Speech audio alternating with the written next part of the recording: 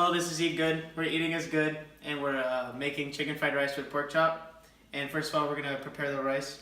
And to start the rice, you want to put in an ounce of oil.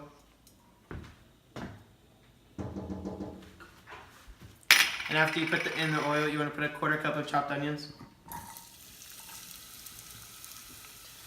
And then with the onions, you kind of just want to stir it until they become translucent, or basically until they like turn a lightish green. You can see through them.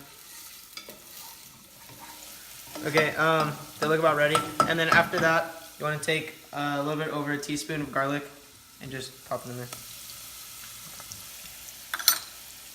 And you kind of just want to stir that for around like 30 seconds. And then after that, it's all ready for you to put the rice in. Okay, so now that it's ready, you want to bring it over and get the rice and kind of just put all the rice in. Stir it up fast. No. Water. So now we gotta put it in the water so it can allow it to cook fully. That's lovely. And what the heat does is that sorry, not the heat. Oh my god. And the water turns into steam, which will allow the rice to receive the heat to cook. This is known as an endothermic reaction, where the heat is being consumed by the rice. And in case of the water, it would be an exothermic reaction because it is losing heat. And then around this time, you can kind of just add like a little bit of salt. So now we're on to the vegetables. We have corn, onions, and carrots. I'm dicing the carrots now, decreasing the surface area, which will also help it cook quicker and give it an even cook throughout. Now we're gonna cook our pork chops, which will go on the side of our fried rice. And so we're gonna put it on the grill, which has heat in it from the fire, which consists of energy, and the heat will act as our catalyst to speed up the cooking process, which is the reaction. And right now it's in a marinade that we made an hour ago, which consists of honey, beer, and some other spices.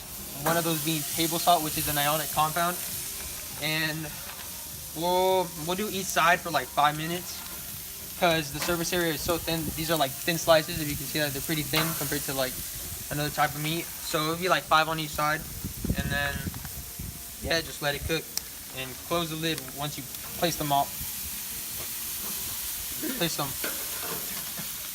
them all down. There you go. Yeah, widen it up. See, pat it a little bit. Now that the pork chops are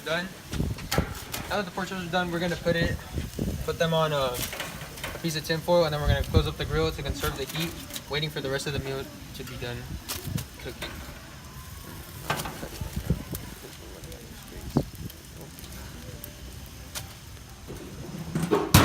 Chicken, veggies, and egg prepared. You want to put a little bit of oil just to oil it up.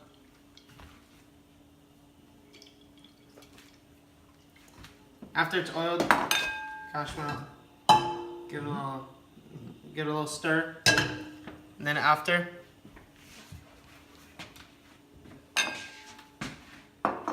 you have the oil, you just want to take all your chicken and kind of just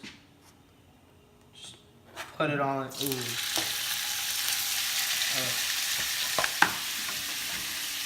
And now this is the part where you just cook your chicken. So after the chicken has been here and cooking for like 2 minutes, you kind of just want to take it out and put it into a separate bowl. It's okay if all the juices are, if everything gets in there. Okay, and then after that, you want to quickly, actually you want to add a little bit more oil.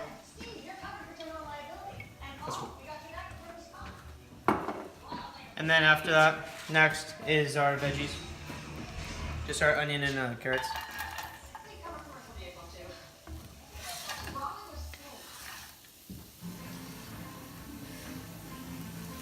Okay, cool.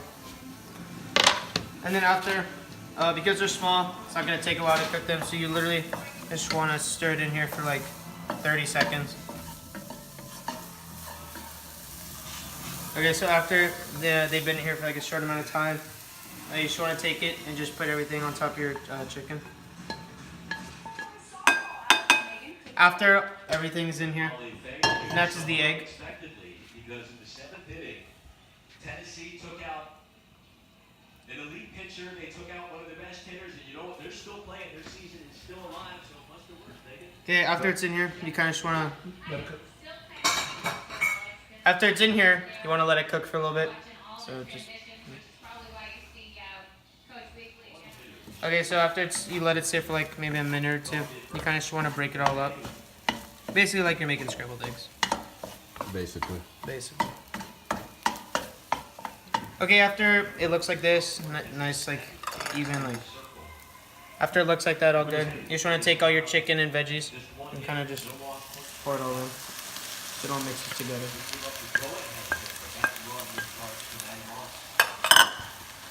And then after that, you kind of just want to stir it, not a lot, just lightly, so everything mixes together and you get all the flavors.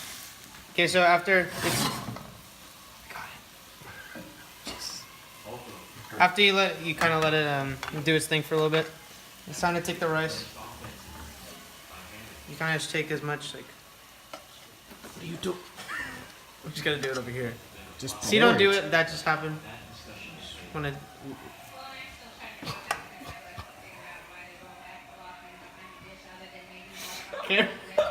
Come on! Carefully take the rice and just go to town. Just add everything in. That's not all of it. That's not. You don't use all of it because then it's gonna be like over rice. A nice even amount. Clean that up later. Now you take this. You take your wooden big spoon, and you just stir it all in so everything mixes together nicely. Can I breathe? Okay. So now after it's kind of you mix it in, you kind of let it do a thing. You take your acid or soy sauce, just pour it in, get a nice soy flavor. That's That looks definitely- enough accordingly to your taste. If you like it more concentrated with soy, or you like it more diluted with just more rice flavor.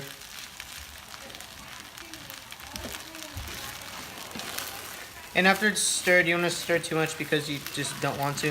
Uh-huh. And you kind of just let it And sit. now it's time to enjoy our chemistry project. Feel me? Give me some. You get the biggest one, Manny. Hey, good looks, good looks. This is Eat Good. This was lit. The soy sauce was the perfect acid and just the perfect like sauce to balance everything out. And I believe that putting the pork chops in the foil, which conserved the heat, gave it like a great texture to it. And then I believe that the table salt and the marination of the pork chop and the rice was just the perfect amount for the right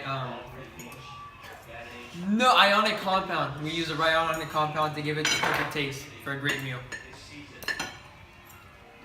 So this was Eat Good? Were they Signing eating out. good?